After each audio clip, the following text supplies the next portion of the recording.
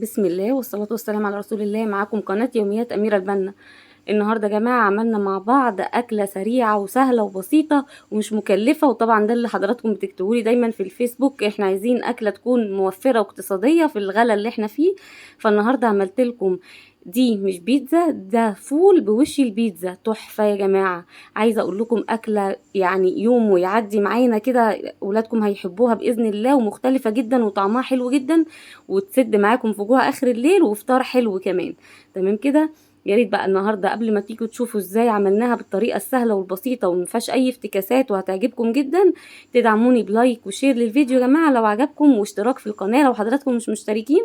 والقناه عندي كمان فيها وصفات كتير حلوه وسهله واقتصاديه ومن غير اي افتكاسات وهتعجبكم. تمام كده.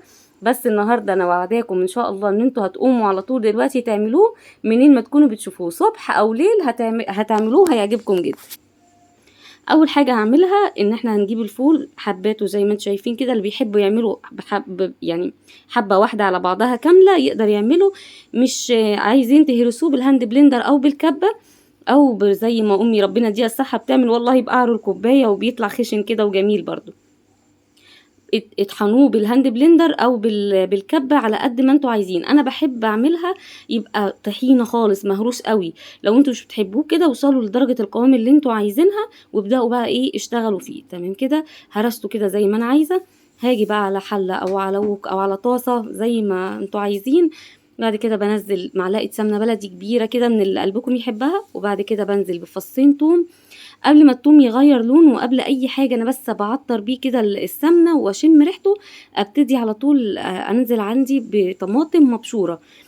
بشر الطماطم بيطلع احلى قوام للصلصه بتاعه الفول دي، فابشروا الطماطمتين وسط كده وبعد كده انزلوا بيهم على التومه. تمام كده.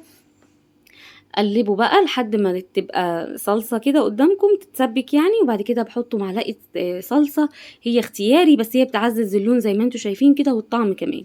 بعد كده ببهرها بقى بفلفل اسود، شوية كمون، شوية كزبرة، وشوية بابريكا كمان. كلها كده حطيت زي نص معلقة صغيرة من كل التوابل دي. عايزة اقول لكم بتدي بقى نكهة تحفة للفول. اول ما بتتصلص معايا كده وبتبتدي تتسبك ببتدي انزل بقى عندي بالفول. انا زي ما انتوا شايفينه كده ببقى هرساه جامد جدا، تقدروا ما تهرسوهوش للدرجة دي، اعملوه زي ما انتوا عايزين. وبعد كده قلبوا الفول اهو مع الصلصة لحد ما تحسوا ان ريحتها طلعت كده وبقت خطيرة. الاكله دي كده ينفع تعملوها كده، يعني انا ساعات بحب اعمل الطريقه دي كده يا جماعه للفول. احط طبعا الملح حسب الرغبه. بعمل الطريقه دي بالفول وبعمل معاها بقى كوبايه شاي مع رغيف عيش بلدي حلو كده وكوبايه شاي حمراء، بتبقى طعمها خطير، يعني طريقه جديده ومختلفه للفول. عايزين بقى نزود شويه معانا النهارده عشان نعمل الاكله المختلفه بوش البيتزا. بجيب صينيه وبنزل فيها الفول وببتدي اعمل فحرات صغيره كده، وانزل فيها بثلاث بيضات. حطوا بيض زي ما انتوا عايزين على حسب الحجم قد ايه الصينيه عاملينها او قد ايه هتكفي الافراد. تمام كده. انا هنا حطيت 3 بيضات وهحط عليهم بقى رشه بس فلفل اسود عشان زفرت البيض ما يبقاش زفر. وبعد كده اي بقى بواقي التلاجة اللي عندنا نقدر نعمل بيها وش البيتزا.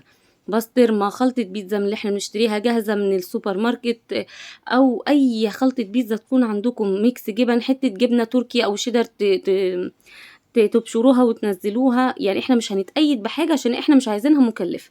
انا كان عندي بسطرمة طلعتها مع قرن فلفل كوبي او اللي هو الرومي، قطعته برضو وحطيته كده اخد منه النكهة الحلوة دي. وعندي حتة جبنة تركي بشرتها او قطعتها رفيع كده على ايدي وبرضو نزلت بيها كده اهي اخد منها نكهة حلوة. وبعد كده الفرن طبعا انا ببقى مسخناه من قبل ما ابدا ان انا اعمل وش البيتزا دوت، عشان الفرن يبقى سخن واول ما احطها تقوم معايا. بتاخد حوالي ربع ساعة في الفرن علشان اضمن ان البيض يكون استوى يا جماعة، ما يطلعش زفر او يطلع ني. فبدخلها الفرن السخن وبطلعها. وبعد كده ببتدي اعمل ايه، احط عليها.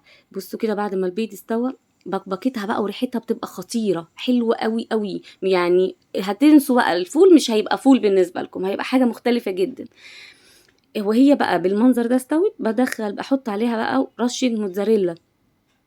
ما باحطش رشة الموتزاريلا من الأول، لإن الموتزاريلا لمّا بتحطوها في الأول لحد ما البيض يستوي بتنشف والمطة بتاعتها بتروح، فباحطها في الآخر كمان دقيقتين كده تسيح بس، وبعد كده باطلّعها بتاخدوا منها طعم خطير، زي ما حضراتكم شايفين كده أكلة مختلفة وجميلة مع الجرجير والفلافل والعيش البلدي تحفة، يا رب تعجبكم.